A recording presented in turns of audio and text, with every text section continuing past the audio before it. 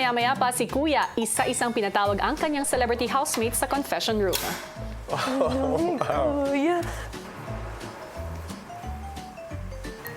Hello, Kuya. Magandang gabi, Chard.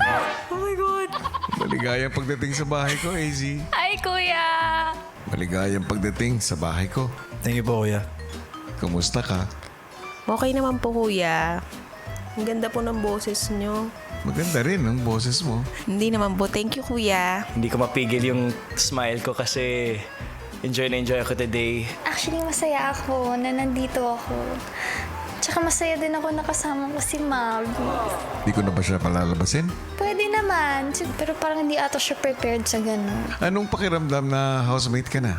It's a lot because pinapanood ko po kasi talaga to back in Canada, tapos ngayon. So parang never ko na-imagine na papasok po ako as a housemate. Kuya, it feels amazing. Siyempre kuya, isang parang once in a lifetime experience to eh. Masaya po ako kasi lahat dito libre.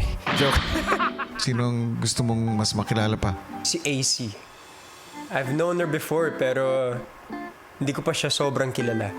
Pati si River, yeah. Anong inaasahan mo sa pagstay mo rito? Gusto ko na makilala ng tao kung sino talaga si Esnir. Tsaka po, inaabangan ko din po yung mga task tsaka challenge niyo po, Kuya. Bilang atleta din po.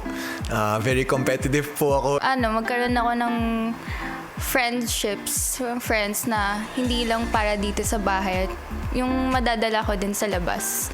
Sa paglalim ng gabi ay naghanda na sa pagtulog ang housemates. Ano yung nagay yung name tags yung stars nyo lang? Yung alin? Hello. Hello. Some more bago matulog. Kuya, good night. Excited na ako tomorrow. Gusto ko din ma-feel.